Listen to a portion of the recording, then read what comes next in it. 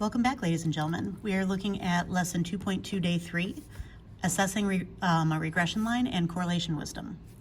Now, this first part that we're talking about is from our example at the end of the previous day. So suppose we randomly select another professional male tennis player. What would we predict for his serve speed, and how far off should we expect our estimate to be? Well, if we don't know his height, we could just use the mean speed as our estimate. So if we find the mean of all of those y values that we had on our previous day, then we would have a mean of 118.438 miles per hour. Now, if we use this estimate, we will typically be off by the standard deviation of y, which in this case would be 6.81 miles per hour. Now, what we're going to be looking at today is how much better will our predictions be if we use x equals height to predict y equals the speed rather than using the mean speed as our prediction. So basically, what if we modify our prediction based on height? That's what r squared can answer. So let's start with what is the coefficient of determination, r squared, and how do you interpret r squared? So for our definition, the coefficient of determination, r squared, measures the percent reduction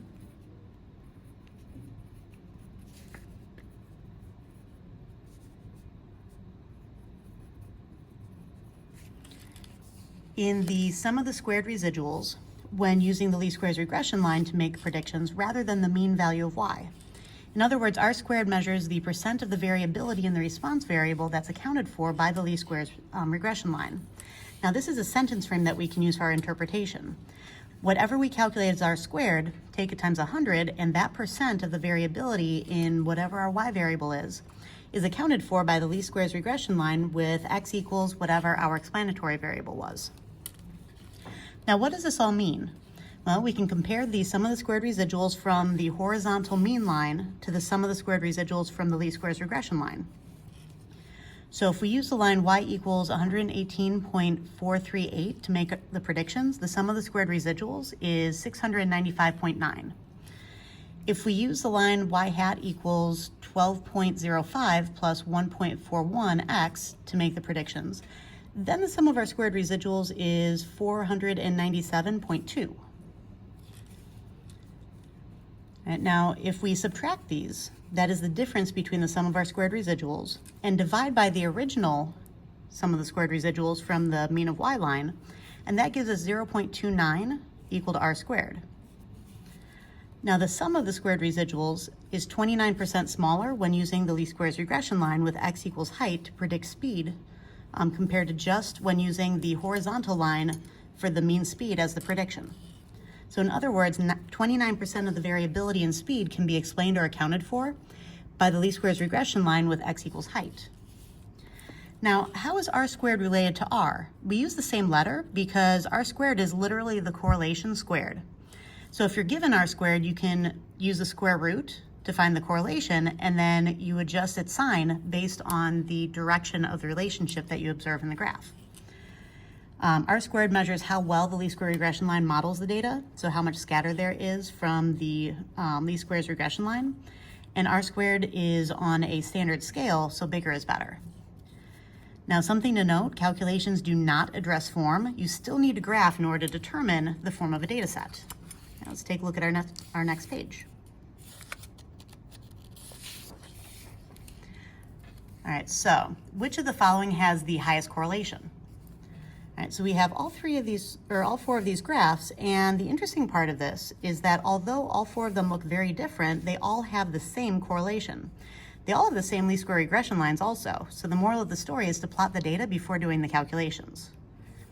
Correlation and least square regression line are just a supplement to a scatter plot. They're not the whole story. They don't reveal the form, so you actually need to make sure that you're graphing before you go further and actually decide on a model.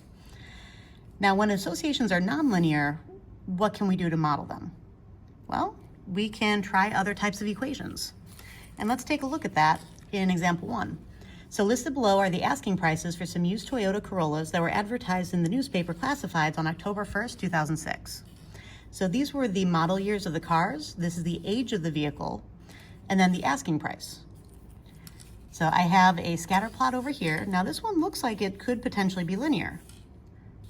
But when you look at the residual plot, do you see this curve in this residual plot? whenever there is a leftover pattern in the residual plot, that means that the model that we were using previously is not actually appropriate for the data that it was representing. So this curve in the residual plot means that a linear model is not appropriate.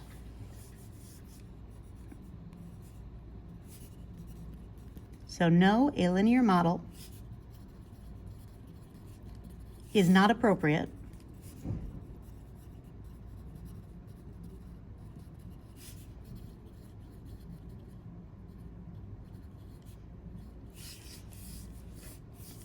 because the residual plot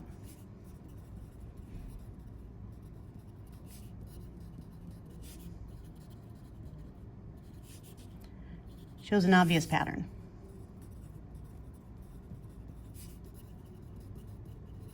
Any pattern that the residual plot shows is a pattern that was in the original data set that you just couldn't see clearly, which is why we always check this. Again, whenever you're checking form, you have to check a graph. This one is our double check. All right, so for letter B, the graphs, residual plots, and regression equations of the exponential and quadratic models are provided below. Which appears to be the better model for these data and justify your reasoning? So let's take a look at these. All right, we definitely have a bit of a curve in these points. And with the exponential model, if you take a look, you have the first 2 points are below the model. The next 3 points are above, and the last one is below. And that means that when you take a look at the residual plot, you have 2 points that were below the line that have negative residuals. You have 3 points that have positive residuals above the line, and then another point below. This is actually making a different sort of curve. So this pattern in this residual plot means that exponential still isn't the appropriate model. Now, when you look at quadratic, you'll see the points kind of scattering above and below this model as you're going on through. So we have a point above, below, above, on it. These points are scattering around fairly evenly around the residual equals 0 line, and there's no obvious pattern in the residual plot. That means that the quadratic model is best.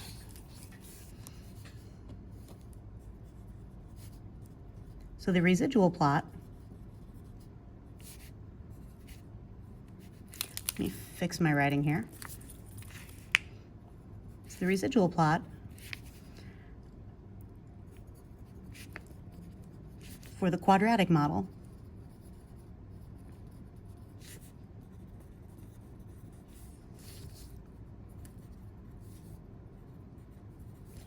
shows no obvious pattern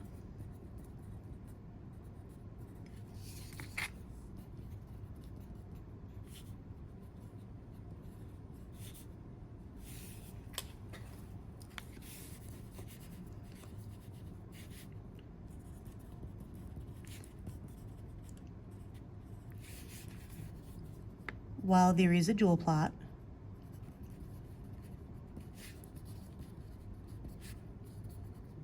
for the exponential model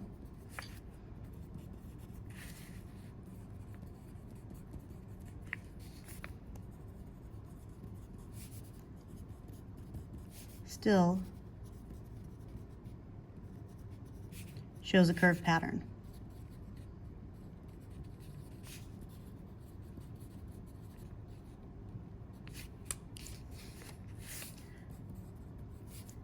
The quadratic model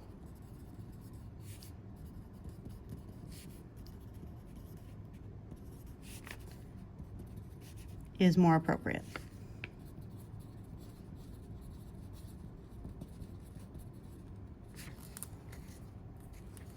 And so you need to actually discuss what you're seeing in the residual plots in order to verify that a model is more appropriate. And another thing that I want you guys to see is how the calculations for R squared actually support this as well. Now you need the visual, but in that first model, the linear model, about 97.4% of the variability in the asking price of the vehicle could be accounted for by a linear model using x equals age of vehicle. The same was true with the exponential model. R squared was still 0.974, so about 97.4%. Once we got to the quadratic model, R squared actually increased. The closer R squared is to 1, the more of the variability is accounted for by the model. So in this case, 98.7% was accounted for. For the form, you have to check the residual plot, but this calculation kind of helps support which model is more appropriate. Okay, let's go ahead and take a look at our second example. And in this one, the in-state undergraduate tuition and fees charged by Eastern Illinois University for the last 10 years is shown below. What prediction model is most appropriate for the data? Justify your reasoning and predict what the tuition and fees will be in 2030. All right, so let's take a look through this. Now, as we're going through, I'm going to go ahead and enter this data real quick. So just as a refresher, you go to Stat, hit Enter on Edit, and clear out any data that's in there previously. You need to go up to the top of the list, hit Clear, and then either arrow back down to the list or hit Enter. And X was the years after 2014. So let's see, we usually use the last year in the school year when we're talking about this because that would be the fiscal year. All right, so we're going to take 0, 1, 2, 4, 5, 6, 7, 8, and 9. And then over next to it, I had 10,786, 10,9, 59, 11, 22, 9, 11, 4, 53, 11, 535, 11, 8, 03, 11, 989, 12, 136, 12, 297, and 1300. Or sorry, 13,000. All right, so once I have my data in here, I can go to y equals and clear out anything I had previously. I'm going to go to my stat plot and take a look at the actual graph. So I'm going to hit second 2 to change this back to list 2 so I can actually look at the scatter plot. 2, there we go. And I'm going to hit zoom 9 in order to get to zoom stat.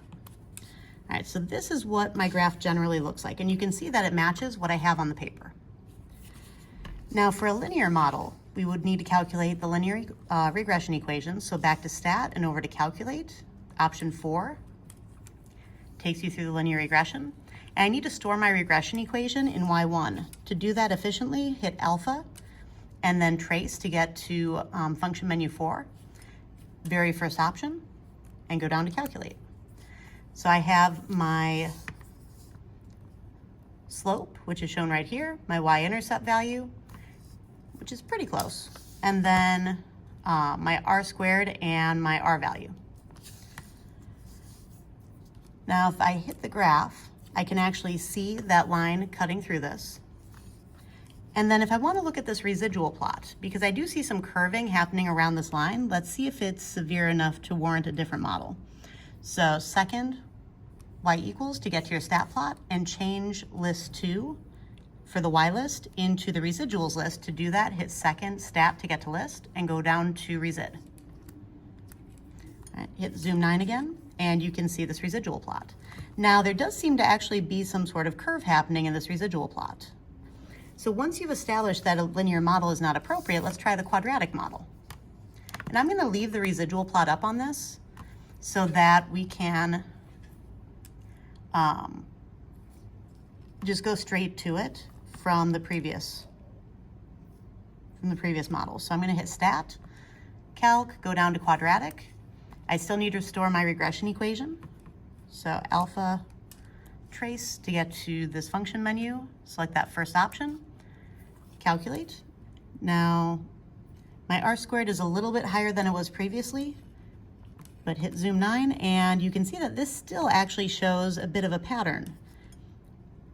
All right, so it's coming up this way. This part wouldn't be too much of an issue, but yeah, it looks like we still have kind of a W-ish effect. All right, so are either of these models appropriate? I would say no,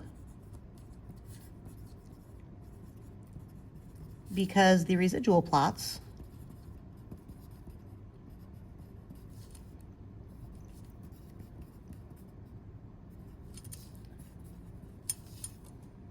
for both models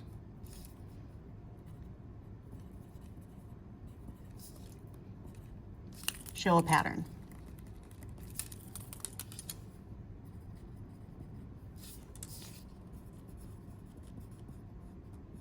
They're not just randomly scattering around that residual equals 0 line. Right, now, what happens if quadratic doesn't work? Well, we keep going. So let's now take a look at the cubic model.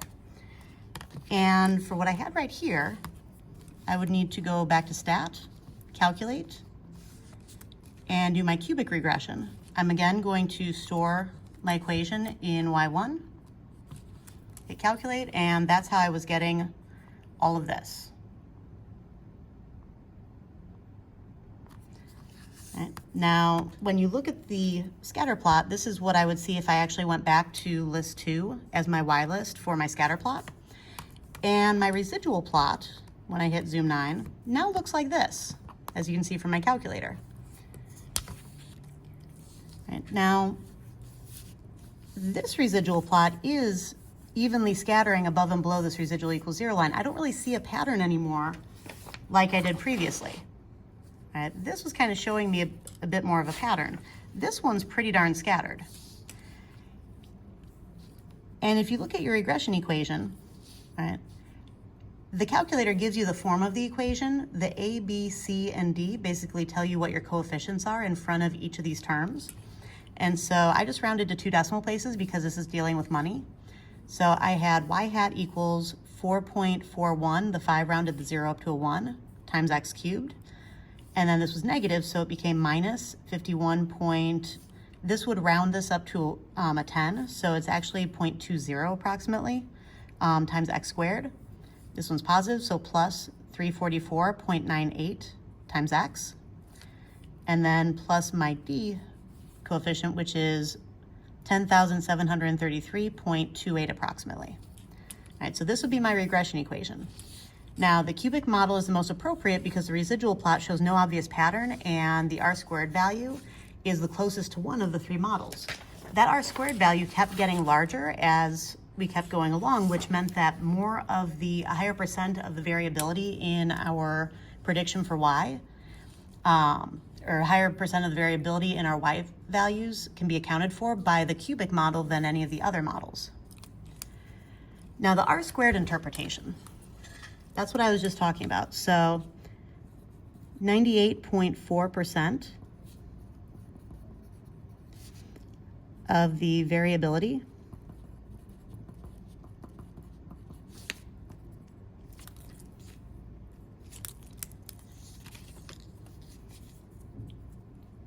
in tuition and fees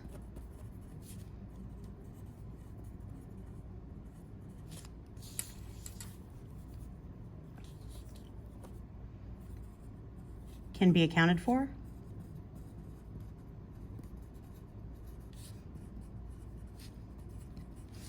by the cubic model, or by the cubic regression, using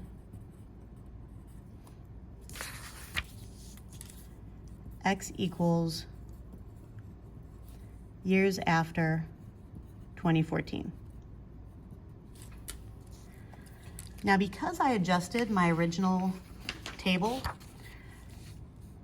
to start with years after 2014 so that my x value of 0 actually represented a starting point back in 2014, my y-intercept interpretation actually makes sense to do in this situation.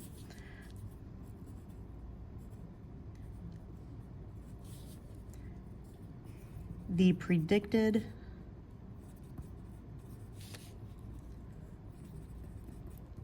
cost of tuition and fees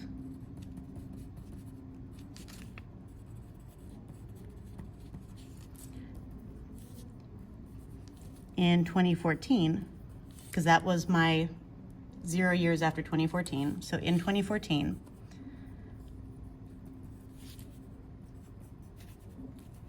is my y-intercept value of $10,733.28.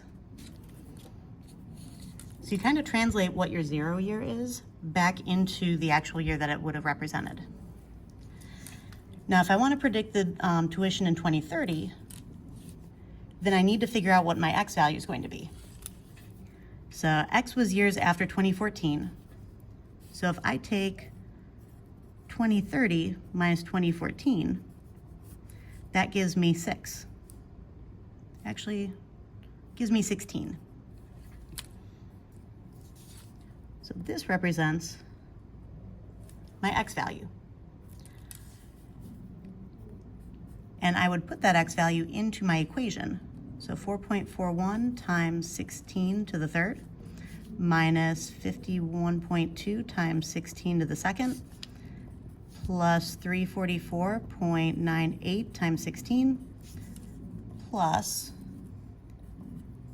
10733.28. And then put all of that into the calculator.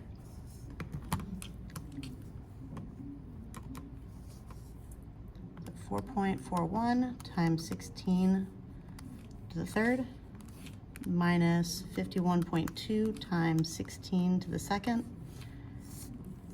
plus 344.98 times 16 plus 10733.28, and you get about 21,209.12. This would be my predicted cost of tuition in 2030. Now, what kinds of restrictions does this model have? Anytime you're creating a model to try to make predictions, you have to keep track of how these are allowed to be used. So one of my first restrictions is what kind of tuition and fees we can use for this. Now, this was for the in-state undergraduate tuition and fees charged by Eastern Illinois University in the last 10 years. All right, so this is undergraduate tuition in-state Eastern Illinois University.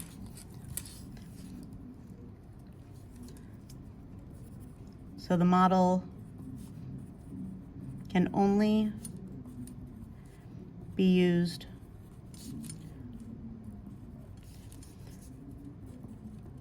for tuition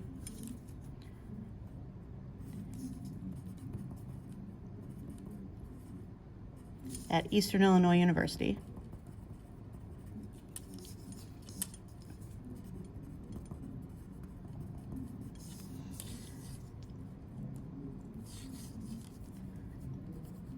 It's restricted to in-state tuition. It can only be used for undergraduate tuition.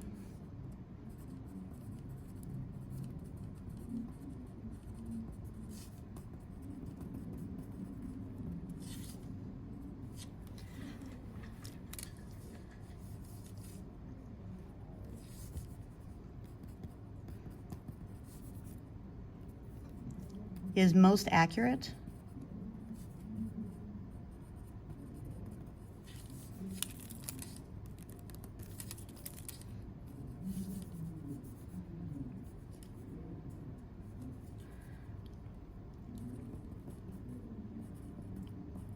within or close to the dates used to create the model.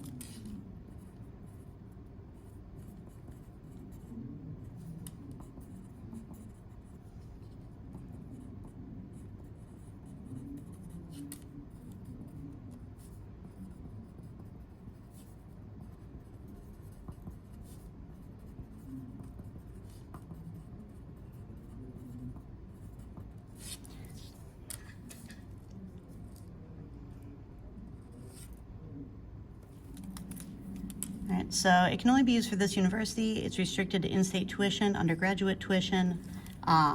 It's most accurate within the interval of data that was used to create the model, so you can't go more than a few years out. If you're going more than a few years out, you should probably create a new model. And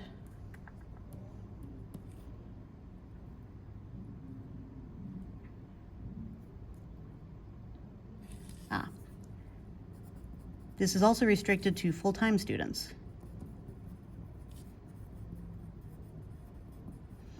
Because tuition and fees are different for full-time students versus part-time students. Once you go full-time, you're usually paying a set amount for the semester. All right? So always have to keep in mind the restrictions whenever you're creating a model and putting it out there into the universe. All right, that's it for this lesson. I'll see you in class.